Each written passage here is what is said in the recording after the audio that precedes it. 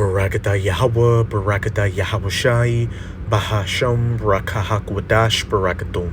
First and foremost, I want to give all praises, glory, and infinite honors to Yahweh, Bahasham, Yahawashi. Double honors to the apostles and elders, a great millstone who ruled and teach well. In peace and salutations to you sincere Akim out there, pushing this word in truth and sincerity to the four corners of the globe. May you brothers endure until the end. This is the brother Ra'aya with another video, and I'm going to start it off in Isaiah chapter 60, verse 18. Violence shall no more be heard in thy land, wasting nor destruction within thy borders. But thou shalt call thy walls salvation and thy gates praise. And this is a prophecy dealing with the children of Israel being back in the Holy Land. As it said, violence nor destruction would no longer be heard in the land. And when you look at current events dealing with the land of Israel right now, do you see violence and destruction not taking place? Of course not. You've got that war in Gaza, that war with Hamas. The state of Israel is having tensions building up with Hezbollah and Lebanon to the north. Iran a couple of months ago did a limited strike on the land of Israel, etc., etc. So what should that tell you? That those people over in the land right now aren't the true children of the Most High, which they're not. They are of the nation of Esau, Edom, or these so-called white people, specifically of the tribe of Amalek. And the true children of Israel are known today as the so-called Negroes, Latinos, and Native Americans. And when you line up, not just this prophecy, but other prophecies in the scriptures dealing with what the true children of Israel would be going through in the last days, those Amalekite Edomites, don't fit it. But when you line up what the Edomites would be doing in these last days, those people over in the Holy Land right now, the JOOs, who I'll be referring to as the 1948ers for the rest of the video, if those prophecies fit them like a glove, which, let's get Ezekiel chapter 36, verse 5. Therefore, thus saith the Lord Yahweh, surely in the fire of my jealousy have I spoken against all the residue of the heathen, and against all Idumea, which is the Greek way of saying Edom, which have appointed my land into their possession. And how did the 1948ers get the Holy Land into their possession? They laid the groundwork with the Balfour Declaration, which a Rothschild had a hand in that with the British government, and the Rothschilds or JOOs that set the groundwork. And then after World War II, you had UN charters and other legislation that led to the creation of the state of Israel, the Israel Declaration of Independence. And immediately what happened after that, the Arab-Israeli War, I believe it was from 1948 to 1949. Then you had the 6 Days War in the 1960s. And fast forward to today, you've got that current war going on in Gaza, and we are on the verge of World War III, which have appointed my land into their possession with the joy of all their heart, with despiteful minds to cast it out for a prey. And hence, why violence and destruction is still being heard in the Holy Land. And it's going to continue to be that way until those squatters are taken out and the true children of Israel are brought back into the land. But I opened up the video with these verses, just to preface a few bits of information, which just further condemns those 1948ers, those imposters. But the first bit of information I'm going to be going to is a short clip from CBS News' YouTube channel titled 1948ers Supreme Court rules ultra-Orthodox men must serve in the military. But what did it say in Isaiah 60 verse 18? Violence nor destruction would no longer be heard in that land when the children of Israel were back in it. But now the 1948 Supreme Court is ruling that ultra-Orthodox men must serve in the military. Why? Because the 1948ers are on the verge of multiple wars, ultimately World War III. But this is a fair use copyright disclaimer. I do not own any of the footage in this clip, nor do I stand to gain from it monetarily. It is simply for educational purposes. Well, today, Israel's Supreme Court ruled unanimously that the military can begin to draft ultra-Orthodox men. For decades, the group had broad exemptions from military service, but that privilege is going away now. Yolande Knell from our partners at the BBC has more from Jerusalem. In Israel, the military is often referred to as the People's Army, and the wide-scale exemption of ultra-Orthodox men from conscription is a long-standing point of contention, and it's come up a lot more because of the ongoing fighting in Gaza. What's seen in Israeli society as being the inequality in the way that the security burden is shared. Now, in their ruling, the justices did note that. They said in the midst of a grueling war, the burden of inequality is harsher than ever and demands a solution. This ruling potentially means that tens of thousands of ultra-Orthodox men could now be drafted.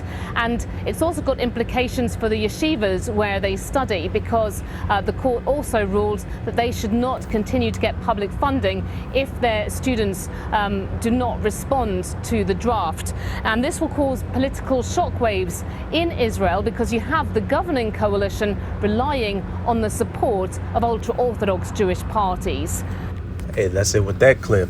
Hey, not only would violence and destruction no more be heard in the land of Israel itself when the true children of Israel were back in the land, but the whole world would be at peace when the true children of Israel were back in the land. But again, not only is conflict brewing with the 1948ers, but conflict is brewing, globally, which is going to lead towards World War III. We're definitely not in a time of peace, but a time of war. This is Micah chapter 4. I'm going to read verses 1 to 3. More end times prophecy dealing with what the children of Israel would be going through when they were back in the Holy Land, and see if this lines up with current events. But in the last days it shall come to pass that the mountain of the house of Yahweh shall be established in the top of the mountains. And mountains in the scriptures represent governments. So this is talking about the mountain, or the government of Israel, the governing body, beginning, with the 144,000, and at the head of the 144,000, Yahushai, the Son of the Most High, whom the world ignorantly refers to as so-called Jesus, and then, of course, the Heavenly Father, Yahweh, at the top. And it shall be exalted above the hills, and people shall flow unto it. And many nations, many heathen nations shall come and say, Come and let us go up to the mountain of Yahweh, and to the house of the power of Jacob, and he will teach us of his ways, and we will walk in his paths. And do you see these other nations, flowing unto the 1948ers to learn of their ways, to follow after the Talmud, wear the Shirley Temple curls, or speak Yiddish? Of course not. You've got a lot of nations condemning the 1948ers for what they're doing to those Palestinian Arabs. For the law shall go forth of Zion, and the word of Yahweh from Jerusalem. And we're damn sure not seeing this take place over in the Holy Land right now. You've got Tel Aviv, which is known as Pink City, which is one of the pride, or the alphabet group hotspots on the face of the earth. So that should tell you everything you need to know right there. And also at the end of that clip from CBS, what did it say? A lot of these governmental bodies are, let me just replay it. I don't want to paraphrase it.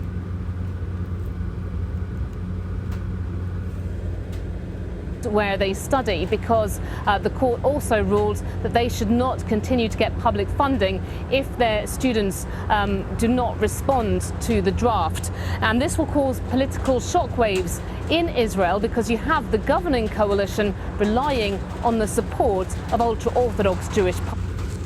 Hey, the possibility of ultra-Orthodox men serving in the military, as she said, is going to lead to shockwaves in politics over in the in the Holy Land, because what? You've got those in the government that rely heavily on the support of those of the orthodoxy, which is madness in itself. They have two different governmental bodies.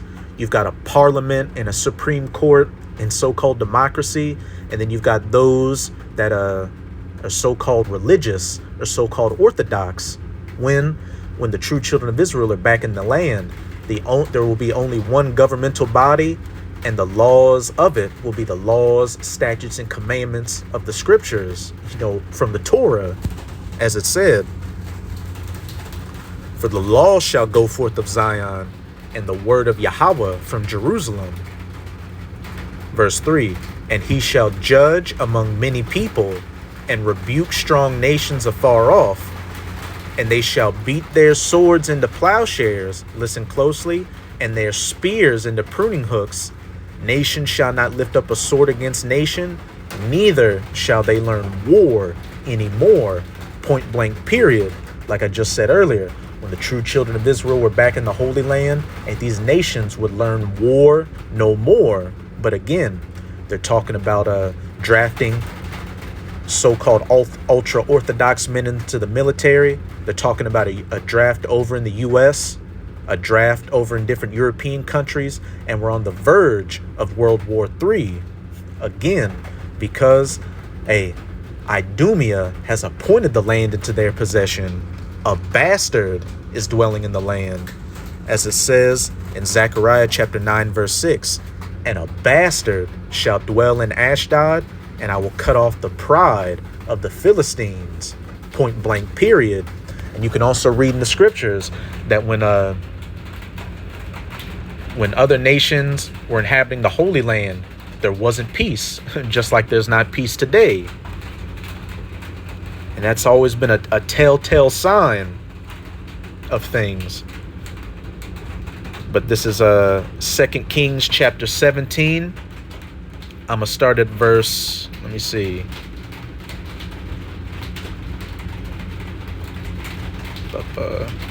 I'll start at verse 22.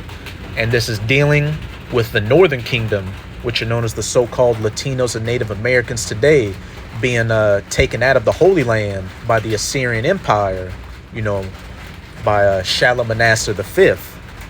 This is 2 Kings 17, verse 22.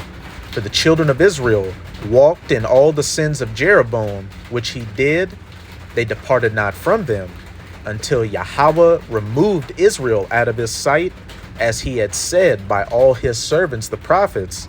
So was Israel carried away out of their own land to Assyria unto this day.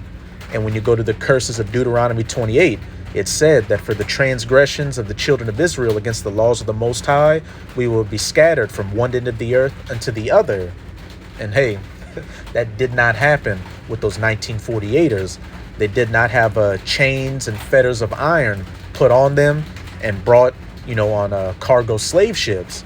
And also it said in Jeremiah chapter 17 that thou, even thyself, would discontinue from thy identity, which when you talk to those 1948ers, they say that they've always known that they were the children of the Most High.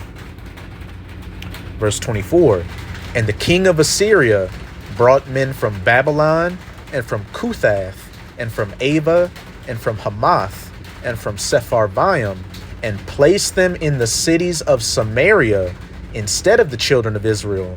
And they possessed Samaria and dwelt in the cities thereof. So the ancient king of Assyria, when he took out the northern kingdom, he put heathens into the land. And we can look at this in a spiritual sense. One of the names of America in the scriptures is spiritual Assyria, spiritual Nineveh. And the United States of America had a big hand in helping those 1948ers get the Holy Land appointed into their possession. Verse 25, and so it was at the beginning of their dwelling there, that they feared not Yahweh. Therefore Yahweh sent lions among them, which slew some of them. So you had heathens in there, and you had heathens, not fearing the Most High. So what? The Most High sent calamities, violence, and destruction upon them. You've got those 1948ers over there And, while you got so-called Orthodox people over there, you've got a bunch of atheists over there. You've got a bunch of alphabet people over there. Remember, Tel Aviv being Pink City, you've just got bastards dwelling over there. Hence why there is constant violence taking place. Wherefore, they spake to the king of Assyria, saying, the nations which thou hast removed and placed in the cities of Samaria know not the manner of the power of the land. Therefore he hath sent lions among them, and behold, they slay them, because they know not the manner of the power of the land. Hey, straight to the point. But let me see. Now I'm gonna go to my last bit of information on the Yerushalayim Post.com, titled Sarah Netanyahu accuses IDF chiefs of coup against husband while meeting hostages' families. Following the controversial statements, Netanyahu clarified that her remarks were aimed not at the IDF, but rather at senior commanders. So, not only do you have tensions between the 1948ers and their, neighbors, but you've got tensions amongst their own people. In a meeting with families of hostages, Prime Minister Benjamin Netanyahu, really Benjamin, Mikowski, because Netanyahu's not his real last name. When you look into a lot of those people over there, they changed their original last names, which sounded European and Eastern European, to more, biblical and so-called Shemitic names. In a meeting with families of hostages, Prime Minister Benjamin Mikowski's wife, Sarah Mikowski, accused military chiefs of attempting to carry out a coup against her husband, Haaretz reported on Tuesday. At a meeting held last week with representatives of families of Gaza hostages, Mikowski repeated several times that she has no confidence in the IDF's senior officers. During the conversation, the families interrupted Mikowski, telling her that she could not say that she did not trust the army, since the fate of their children and families depended on it. Hey, those 1948ers that have family members that are hostages are nervous, and they don't want BB's wife talking shit about the IDF because that could threaten their loved ones. But again, if they were the true children of the Most High, there wouldn't be hostages over there. There wouldn't be war over there. Violence nor destruction would no longer be taking place in the land. Sarah Netanyahu says criticism aimed at senior commanders. In response, Netanyahu clarified her words and said that her lack of confidence is not in the IDF as a whole, but in its senior commanders. She vehemently claimed that they were interested in carrying out a coup, repeating this statement more than once in the conversation. And if, as we read in the scriptures, that violence would no more be heard in the land, and what? The law would be going forth from the land of Israel, do you think there would be civil unrest between, the children of Israel and the Holy Land? Of course not. They would all be on one accord, following the laws, statutes, and commandments. They're going to be under the new covenant, as it says in Hebrews chapter 8, where the laws, statutes, and commandments would be in us, and we would never go off again. So this is just another clear cut to the 1948ers over there. But let's see what the scriptures say when a kingdom or a nation is having divisions within itself. This is Mark chapter 3, verses 24 to 25. And if a kingdom be divided against itself, that kingdom cannot stand. And if a house be divided against itself, that house cannot stand. And we can clearly see that there are divisions over within the state, or the so-called kingdom of Israel, amongst the house or the nation of those Amalekite Edomites. As we just read in that article, you've got Benjamin Mikowski's wife claiming that IDF senior commanders want to institute a coup to overthrow Bibi.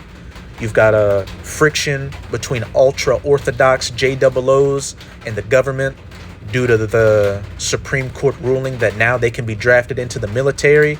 And you've got a lot of people protesting Benjamin Netanyahu, wanting him to get out of office, which is one of the reasons he's continuing that war over in Gaza right now to stay in power. So if a kingdom and a house be divided against itself, as we can clearly see, it's going to fall, which not only is the 1948er state going to fall, but the house or the nation of Esau, Edom globally is going to fall, which we can clearly see. You know, Europe is at odds with America. America's at odds with the Russians, who are Edomites. You know, everywhere you look where Edomites dwell, there's friction and division. We are at the end of this age of the rulership of the heathen nations, chiefly of the biblical Edomites, before the ushering in of the true new age, the kingdom of heaven under the true children of Israel, who are again known as you so-called Negroes, Latinos, and Native Americans today. So that's it with this video.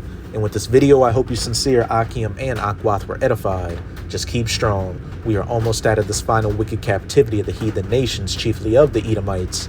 And as always, I'm going to say Abad Babal, Kwam Yasharala, and until next time, Shalom.